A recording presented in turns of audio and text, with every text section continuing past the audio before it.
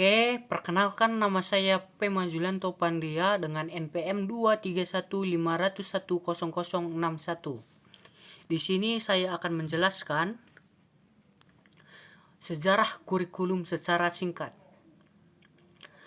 Secara umum, kurikulum adalah seperangkat rencana dan pengaturan mengenai tujuan, isi, dan bahan pelajaran serta cara digunakan sebagai pedoman penyelenggaraan pembelajaran untuk mencapai tujuan tertentu.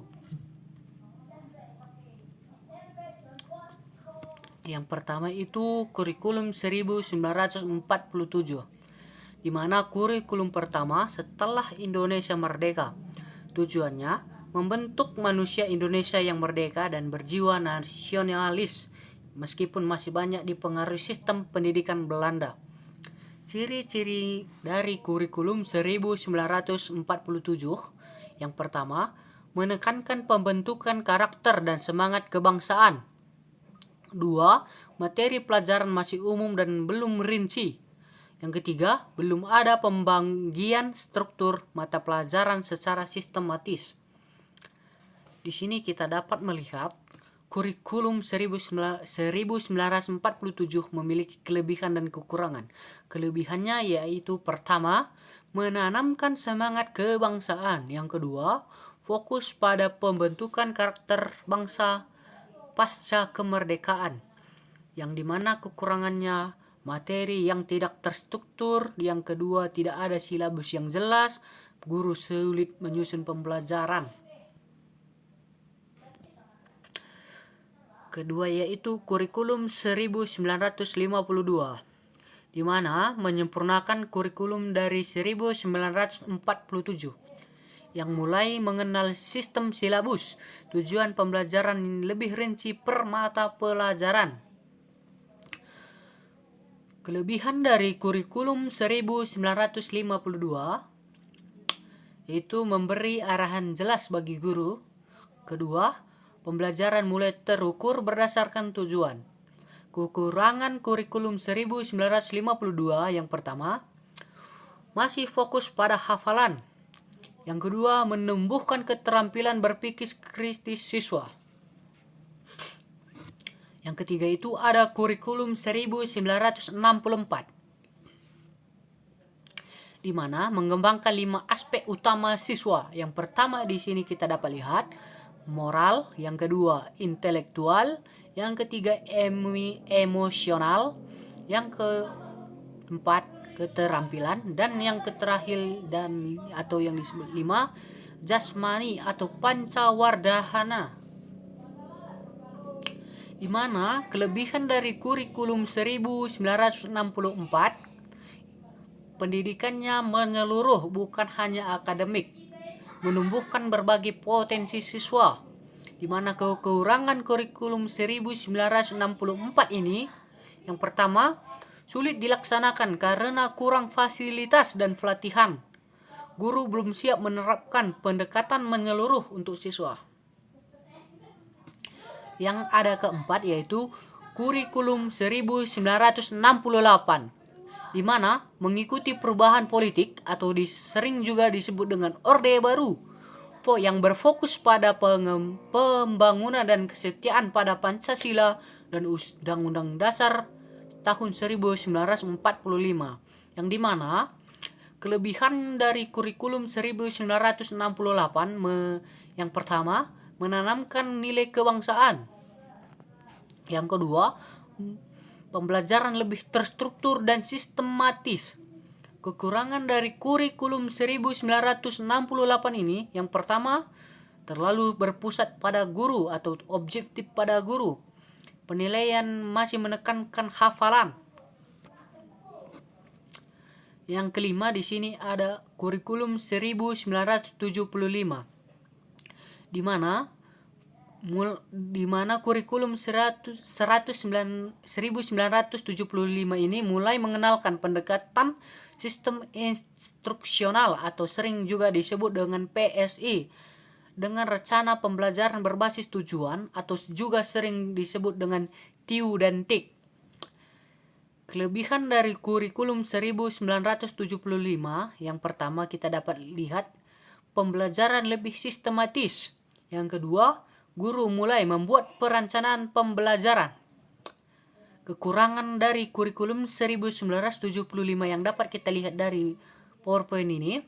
Yang pertama, guru dibebani banyak administrasi. Yang kedua, kreativitas guru sangat terbatas. Yang keenam, kurikulum 1984, di mana kurikulum ini menekankan partisipasi aktif siswa dalam pembelajaran. Guru menjadi fasilitator, bukan pusat informasi.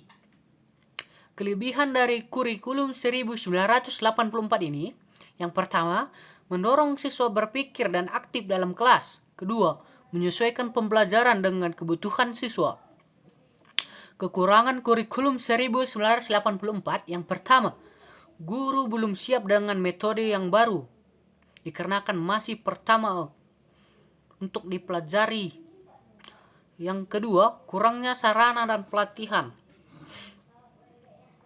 Yang ada ketujuh yaitu kurikulum 1994, di mana kurikulum ini menggabungkan aspek kurikulum 1975 dan 1984.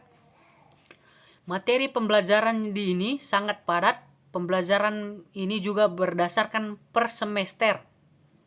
Kelebihan dari kurikulum 1994, yang pertama, materi lebih lengkap dan menyeluruh. Yang kedua, waktu berbelajar dibagi menjadi per semester. Kekurangan dari kurikulum 1994 ini, yang pertama, beban siswa itu sangat berat. Yang kedua, materi terlalu banyak dan menumpuk bagi siswa. Yang ada ke-8 yaitu kurikulum 2004 atau KBK, sering juga disebut kurikulum berbasis kompetensi, di mana kurikulum ini menekankan penguasaan kompetensi siswa, tidak hanya materi, pembelajaran aktif serta menyenangkan. Kelebihan dari kurikulum 2004 ini, yang pertama, fokus pada keterampilan sikap, bukan hafalan. Yang kedua, menumbuhkan kemandirian dan tanggung jawab siswa. Kekurangan kurikulum 2004, yang pertama, kurikulum ini sangat sulit untuk dipahami oleh guru dan menerapkannya. Yang kedua, perlu pelatihan dan media pembelajaran yang cukup. Dan ada yang ke-9 yaitu kurikulum 2006 atau KTSP, atau sering juga disebut kurikulum tingkat satuan pendidikan, di mana kurikulum ini sekolah diberi wewenang mengembangkan kurikulum sesuai kondisi lokal sekolah tersebut yang mengacu pada standar isi kompetensi lulusan. Kelebihan dari kurikulum 2006 ini yaitu fleksibel sesuai kebutuhan sekolah. Kedua, mendorong inovasi guru dan sekolah. Serta kekurangan dari kurikulum 2006 yaitu pertama, tidak semua sekolah mampu mengembangkan kurikulum. Yang kedua, kesenjangan kualitas antar daerah.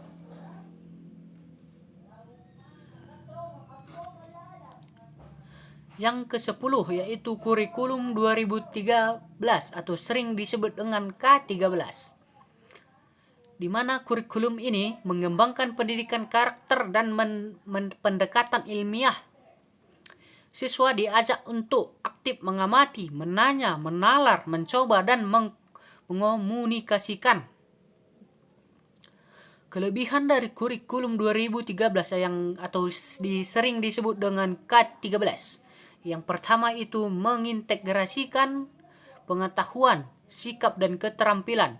Yang kedua, menekankan pendidikan karakter dan literasi. Serta kekurangan dari kurikulum 2013 yaitu sering mengalami revisi. Kedua, guru kesulitan menerapkan pendekatan ilmiah tanpa pelatihan yang cukup. Kurikulum Merdeka atau dari kurikulum Merdeka ini disebut juga dari kurikulum tahun 2022 sampai sekarang saat ini, yang dimana Kurikulum ini memberi kebebasan bagi guru serta siswa dalam proses pembelajaran yang fokus pada diferensiasi untuk minat siswa dan proyek profil belajar Pancasila. Kelebihan kurikulum merdeka ini yang dapat kita lihat dari PowerPoint ini, yang pertama, siswa belajar sesuai minat dan kemampuan. Yang kedua, pembelajaran lebih menyenangkan dan relevan. Yang ketiga, proyek-proyek membentuk karakter dan kompetensi abad 21. Kekurangan dari kurikulum merdeka ini, yang pertama, masih dalam tahap transisi. Yang kedua, guru dan sekolah membutuhkan adaptasi dan pelatihan lebih intensif. Jadi dapat kita tarik kesimpulan dari seluruh kurikulum dari pertama sampai akhir, di mana kurikulum di Indonesia terus berkembang dari waktu ke waktu.